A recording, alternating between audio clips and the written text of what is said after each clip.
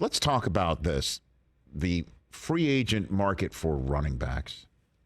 It interests me because he's not a free agent.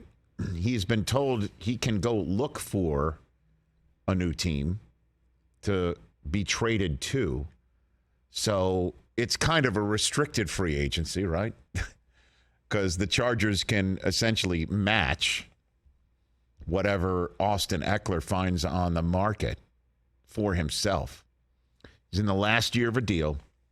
He's 28 now, or is he 27, turning 28? You all know the magic number for running backs is, unfortunately for him, the number on his back. He'll be 28 in a couple months. 30 is what he wears, and he'll be 28 in a couple of months. And last year, 18 touchdowns. 18 touchdowns for him. He had 20 a year before. 30.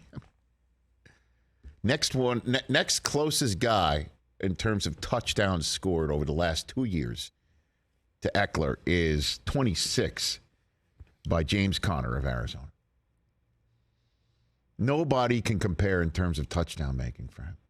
But he's a running back, so that you don't pay him. Why? And I think the example why is Isaiah Pacheco. The current world champs of the sport drafted Isaiah Pacheco out of Rutgers. Not exactly your, with all due respect, collegiate hotbed. Nice sneaking that in. I had to at the very last second because New Jersey, as you know, is a terrific football state. They are a great football state. So Isaiah Pacheco, 7th round pick out of Rutgers, 830 rushing yards, leads the Kansas City Chiefs in rushing. 830. Doesn't even run for 1,000. So the defending champions of the sport did not need a running back to run for 1,000 yards. And they got a couple of touchdowns out of him on the year. Not many. They did get one in the Super Bowl, though. Mm-hmm. And that's the point. That you see all those kids at the combine. Who's this year's Isaiah Pacheco? There's going to be one. There's many of them in there. They look terrific at the combine. If you can draft somebody 7th round, all he does is run for 830 yards, and you're fine. Now, clearly, you have to have an offense like the Chiefs and an offense that where, by the way, you have an MVP at the quarterback position, but you also have an MVP at the tight end position.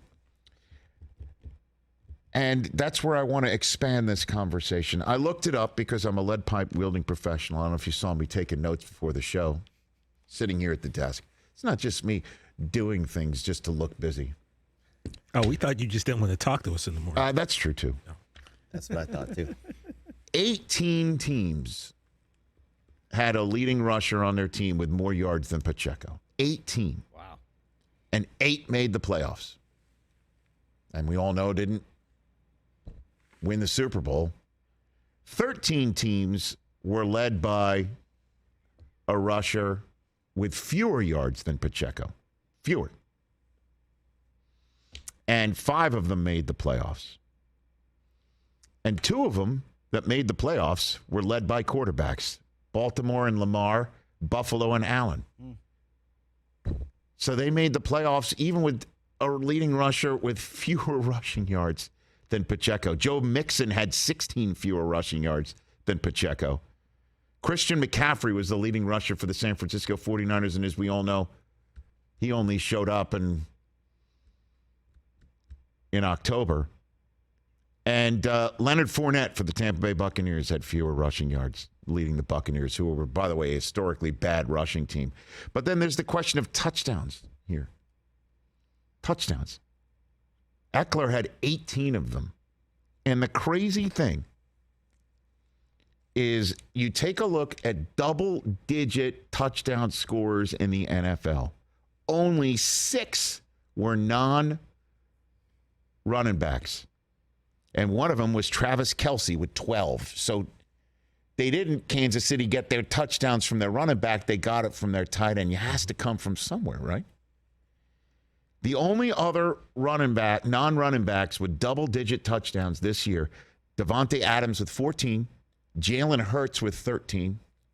Kelsey with 12. Stephon Diggs, Kittle, and A.J. Brown with 11. That's it. Everyone else, 1, 2, 3, 4, 5, 6, 7, 8, 9, 10, 11, 12, 13, 14. The other 14 double-digit touchdown makers in the NFL were running backs. Why are they devalued? They're the ones scoring. But the receivers, pay that guy his money. I guess it's because you can't find the receivers or the tight ends in the draft so quickly. Yeah, I was going to say, of that, Is that what it is? Of that running back list, like where were all those guys drafted? I don't know where they were drafted, but Austin Ekeler, we all know, wasn't highly drafted. Right. Jamal Williams was number 2 on the list. Derrick Henry, McCaffrey, Chubb, Hurts, Zeke, Pollard, Josh Jacobs, Sanders, McKinnon, Cooks, Barkley, and Najee Harris. So take Hurts out of that mix because I put him in both columns by accident. A handful of first-round picks there. I get it, but why are the running back? This guy, Ekeler, scored 18. Jamal Williams scored 17, and he winds up with the Saints on a sweetheart deal. So the NFL's getting their touchdowns from the running back position, but suddenly the Lions are like, yeah, we'll get those 17 from someone else. And the Chargers are like to the guy with the 18 touchdowns, go find another team if you'd like. And the other teams are like not jumping at the chance. I guess to get him. If those touchdowns are inside the 5, anybody can run it in from there. I don't know. This is what Ekeler had to say. I hope we still have the time for it. But it's what Austin Ekeler had to say on our friend Chris Long's podcast. Bro, it's brutal out here, man. Yeah. Like it's terrible. Yeah. As far as the running back market and how we're getting treated right now, what do we got to do to get paid as running backs to our actual value and not just be getting like, a few mil when we're out here? Like I said, literally scored 20 touchdowns last year, 1,600 all-purpose yards, right? Like, and I can't get an extension. You're like, you don't want me here? Like, wait a minute, am I missing something here? Like, what am I missing? So it's confusing and frustrating at the same time. Yeah, I get it. He's like, I've scored 18 touchdowns. Forget about the fact that I had 915 yards rushing, by the way, which is just a handful more than Pacheco, who I use as the guy for a reason. Drafted in the 7th round, scored a touchdown in the Super Bowl, and the Chiefs win it. And so Are rushing touchdowns the new RBIs? I don't know. Batting average? Because where do you think the Chargers are going to get those 18 touchdowns from? Maybe a couple more from Keenan Allen if Mike Williams stays healthy? Yeah, the next guy they draft. Like I said, if his so? rushing touchdowns are inside the 5, anybody can run those. But he can also take it in from the 15 to 20. You could see that. Oh, yeah. He's a major red zone threat for this team. The Chargers feel like just you can walk. And why isn't another team saying, we'll take you? Yeah. That's the thing. 38 touchdowns in 2 years. Who wants it? Then how do they also account for his 107 catches last year on That's addition another thing, too. to everything else that this guy brings to the table? That's 107 balls caught. That's why you're talking about rushing yards. That's one thing. It's touchdowns in the end zone, and it's the running back position that's scoring the touchdowns. Again, I have listed everybody who had double-digit touchdowns in the 2022 season. 6 were non-running backs. And 1, 2, 3, 4, 5, 6, 7, 8, 9, 10, 11, 12, 13. Baker's dozen were running backs. But you pay the receivers and the tight ends and not the running backs. Because I guess you can get the next running back to join this double-digit touchdown list in the draft. Although I'm not seeing anybody who was a rookie last year on this list. Just food for thought. Catch the Rich Eisen Show every single day on the Roku channel, 12 to 3 Eastern, for free.